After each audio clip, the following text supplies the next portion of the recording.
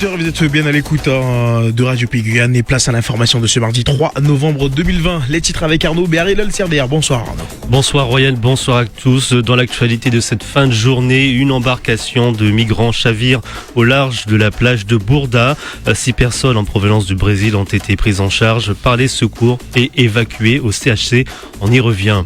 Le tribunal administratif ordonne au rectorat et à la ville de Cayenne la scolarisation d'une dizaine d'enfants et d'adolescents. 20 procédures ont été rendues pour atteinte grave et manifestement illégale au droit à l'éducation et à l'instruction. Pour en parler, nous recevrons dans ce journal Aurore Gourceau, membre du réseau Éducation sans frontières. Et puis les Américains choisissent aujourd'hui leur nouveau président. Une élection scrutée partout dans le monde et suivie par de nombreux Guyanais vivant aux États-Unis. Une élection cruciale pour Yannick Lebrun, danseur guyanais à New York, vous l'entendrez. Et puis les cyclomoteurs dans le viseur de la gendarmerie. Plusieurs dizaines de scooters récupérés par la brigade motorisée de Matoury, faisant suite à une centaine d'infractions, ont été relevées. On fait le point dans ce journal. Et puis pour terminer cette semaine, nous vous proposons une série de reportages aux côtés des forces armées de Guyane. Nous suivrons un groupe de jeunes stagiaires engagés pour la semaine au sein des Pumas. Reportage à suivre. Voici votre journal de 18h. Et en journal de 18h en diffusion sur le Facebook live de Radio Pays, vous le disiez en titre, une embarcation de migrants chavire au large de Cayenne. Oui, 6 clandestins dont un enfant de 3 ans ont été recueillis par les pompiers au large de la plage de Bourda. D'autres personnes auraient pris la fuite. Selon des riverains, ils auraient été 17 à vouloir rejoindre les côtes guyanaises avant de chavirer. Très tôt ce matin, d'importants moyens ont été déployés par la police nationale, la marine nationale également. L'armée et les pompiers ont été mobilisés, ainsi qu'un hélicoptère, un avion et un drone pour secourir et rechercher les clandestins, pour la plupart en provenance du Brésil. On fait le point épidémiologique comme chaque jour. 10 cas déclarés positifs à la Covid-19 ce mardi 3 novembre sur 148 tests réalisés. 7 sur l'île de Cayenne, 1 cas à Macouria et 2 en cours d'investigation. Au total, on compte 10 567 cas positifs depuis le début de l'épidémie. 17 patients sont hospitalisés et 3 sont en réanimation.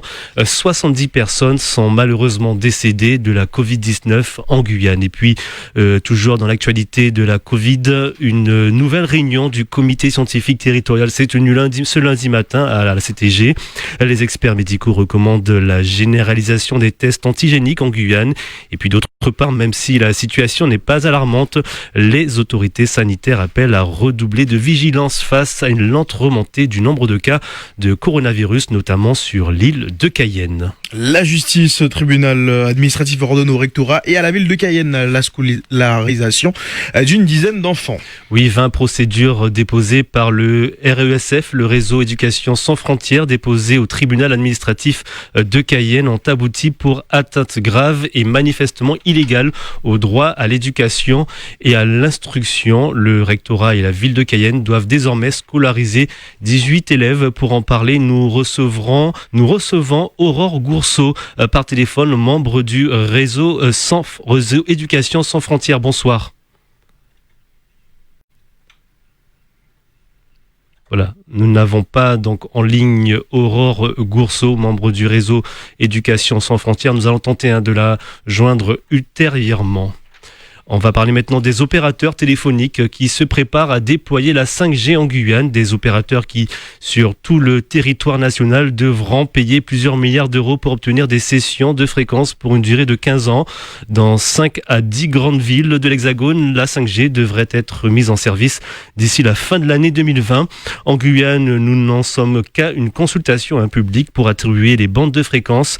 Les acteurs doivent se positionner avant le 18 décembre 2020, mais techniquement, que doivent mettre en place les opérateurs pour que la 5G soit disponible? Réponse avec Chantal Maurice, la directrice régionale d'Orange Guyane. La 5G, en fait, va utiliser de nouvelles bandes de fréquences. La téléphonie mobile utilise en fait des bandes de fréquences de différents niveaux. Donc, chaque génération utilise des bandes de fréquences particulières. Ce sont ces bandes de fréquences qui sont mises à disposition par le gouvernement. Il n'y aura pas forcément de nouvelles antennes qui vont être installées. On va bien entendu utiliser, quand ça sera possible, les antennes existantes, donc déjà posées et qui supportent la 4G. Par contre, bien entendu, ça va nécessiter l'installation d'une nouvelle infrastructure sur l'antenne. Parce que le principe, c'est de faire en sorte que les autres bandes continuent d'être accessibles, donc en 2G, 3G, 4G. La Guyane a une situation un petit peu particulière parce que nous sommes quand même en pleine opération de densification de notre réseau et d'extension de notre réseau. Il y a nécessité d'implanter de nouveaux supports, de nouvelles antennes. Mais l'idée est bien de faire un déploiement intelligent. C'est ce qu'on a fait donc dernièrement pour la couverture de la portion de la route nationale 1 entre Kourou et Sinamari. Donc on a mutualisé les antennes, les supports. Après, en fait, chaque opérateur gère ses infrastructures comme il l'entend. Chantal Maurice, la directrice régionale d'Orange Guyane, répondait à Victor Zamit. Des millions de citoyens américains vont élire leur président aujourd'hui. Et oui, jour J, pour les États-Unis, qui de Joe Biden ou de Donald Trump remportera cette élection. Une élection scrutée partout dans le monde et regardée aussi depuis la Guyane, puisque de nombreux Guyanais vivent aux États-Unis. Même s'ils ne peuvent pas voter, le Guyanais Yannick Lebrun, danseur professionnel à New York, considère cette élection comme cruciale. On l'écoute. Les Américains sont fortement mobilisés. On a déjà plus de 70 millions d'Américains qui ont déjà eu recours au vote anticipé, ce qu'ils appellent le early voting, ce qui est un record par rapport à l'élection de 2016. J'attends vraiment l'issue de cette élection et on espère vraiment que ce sera Joe Biden, en tout cas, qui remportera cette élection. En tout cas, je l'espère. Je pousse les gens à aller voter. Je n'ai pas la possibilité de voter, mais en tout cas, j'encourage tous mes amis à le faire parce que c'est vrai que c'est un moment crucial pour nous, une élection très importante. De très, très gros changements vont devoir être faits par rapport à tous les problèmes qu'on a eus ces 4 dernières années. Franchement, je ne suis pas investi, mais je pousse les personnes qui ont la possibilité de voter à le faire. On va essayer de voir si on pourra se regrouper entre amis, essayer de suivre cette élection et surtout de pouvoir fêter, quoi. Si c'est Joe Biden qui est élu, ce sera vraiment un moment de joie, je pense, à New York.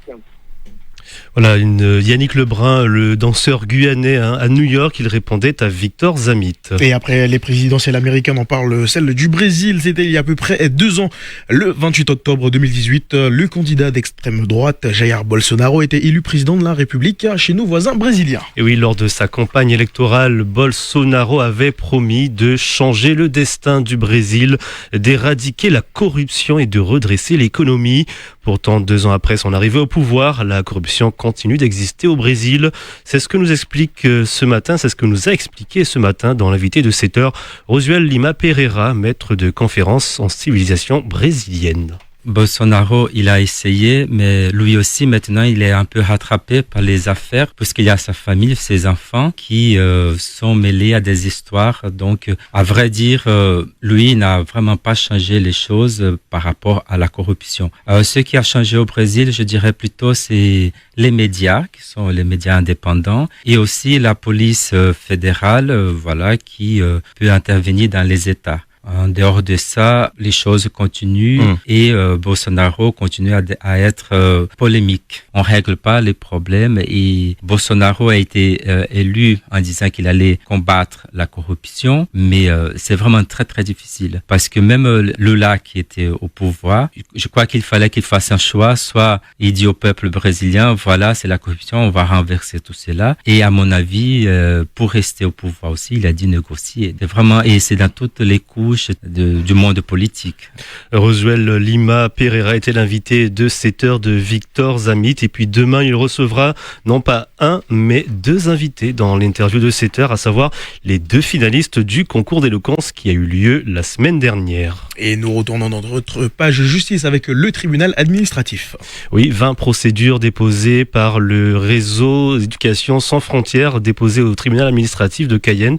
Ils ont abouti pour atteinte grave et manifestement illégale au droit à l'éducation et à l'instruction. Le rectorat et la ville de Cayenne doivent désormais scolariser 18 élèves. Pour en parler, nous recevons Aurore Gourceau, membre du réseau Éducation sans frontières. Bonsoir. Oui, bonsoir. Alors, comment les militants du RESF accueillent cette décision de la justice ?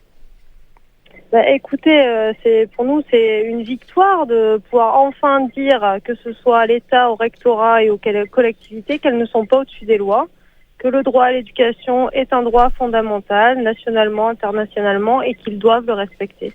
Donc, pour nous, ça peut paraître être une décision banale. C'est pas une décision qui est arrivée dans n'importe quel autre département de l'Hexagone.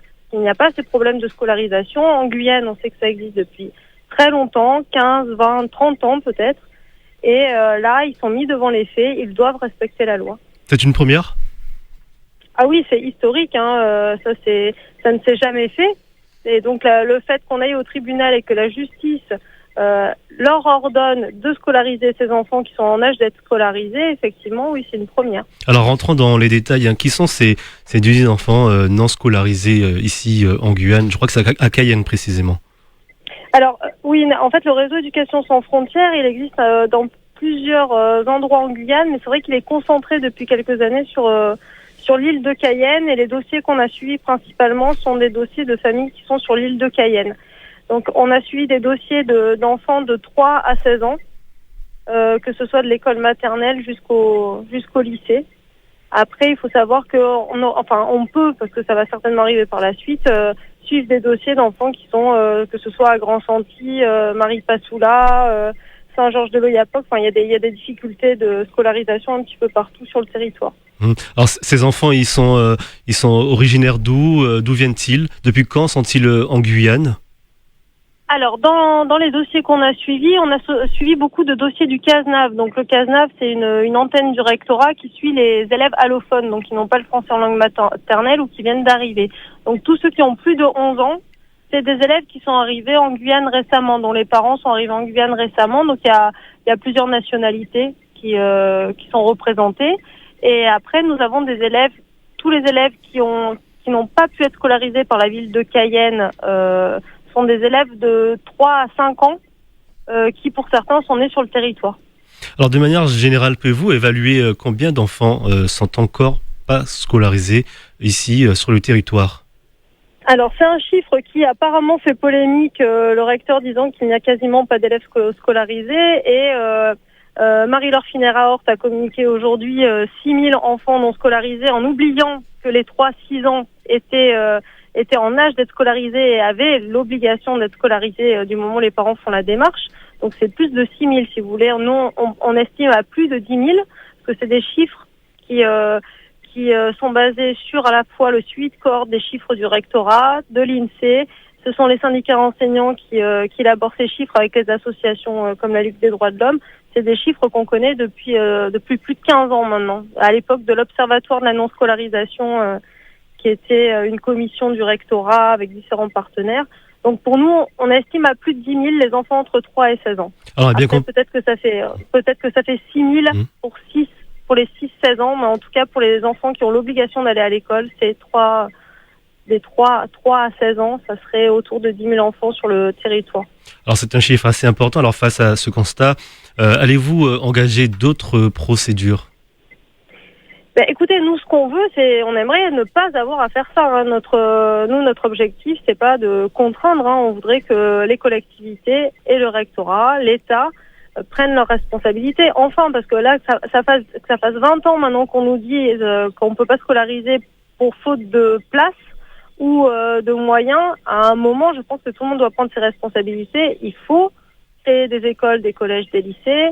Le problème ne date pas de mars 2017. Il est connu depuis très longtemps. L'anticipation sur la démographie aurait pu se faire depuis plus de 20 ans. Donc c'est évident que nous, ce qu'on demande, c'est maintenant tout le monde prend ses responsabilités, on fait ce qu'il faut, on accueille tout le monde, on scolarise les enfants de 3 à 16 ans, quels qu'ils soient et où qu'ils se trouvent sur le territoire. Très bien, merci. C'est la loi, quoi. Merci Aurore Gourceau. Je rappelle que vous êtes membre du réseau Enseignement sans frontières en Guyane. La gendarmerie de Matoury renforce ses contrôles de cyclomoteurs. Et oui, vous avez peut-être vu passer ces images sur les réseaux sociaux de plusieurs dizaines de scooters récupérés par la brigade motorisée de Matoury. Depuis le début du mois d'octobre, une centaine d'infractions ont été relevées.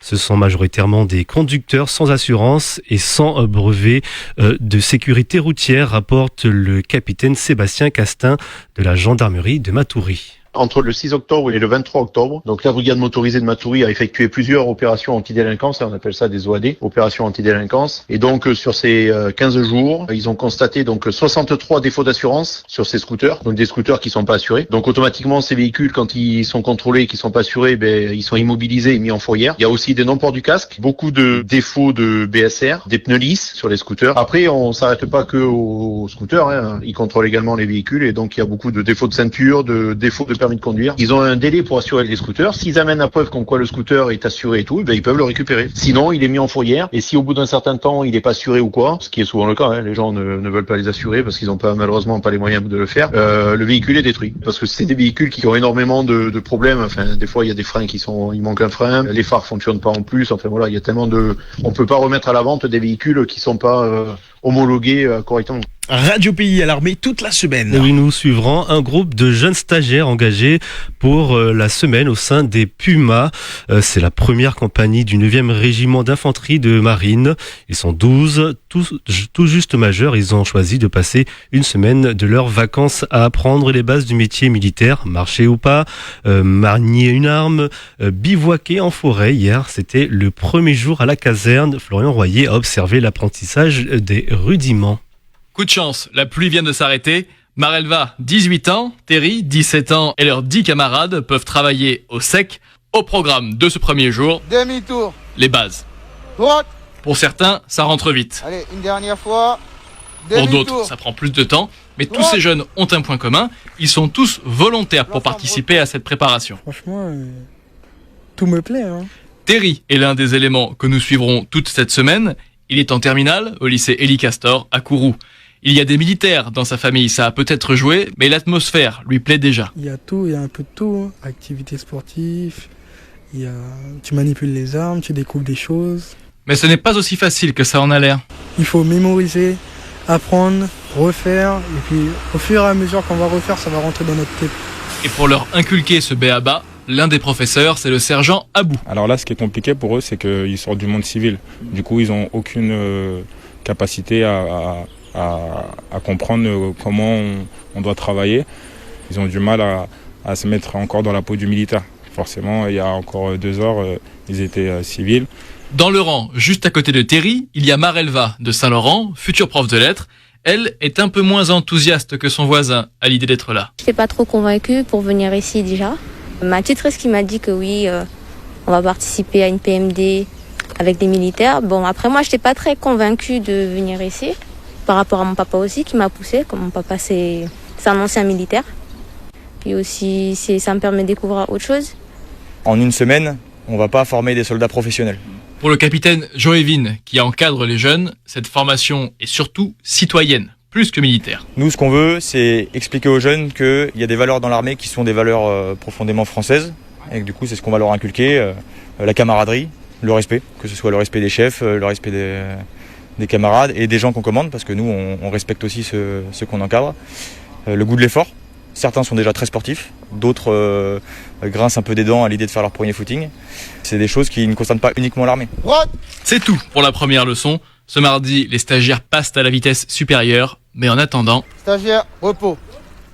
Voilà, un reportage signé Florian Royer aux côtés de jeunes stagiaires engagés dans l'armée. Alors toute cette semaine, vous pourrez suivre Marelva, Terry et les autres pour la suite de leur apprentissage militaire. Merci beaucoup Arnaud Bert et Lol-Sierder. Le prochain point de l'information, ça sera demain dans les matinales dès 5h avec Victor Zamit. Quant à vous, on vous retrouve demain à 18h. Merci, une très bonne soirée à notre écoute sur Radio Pays.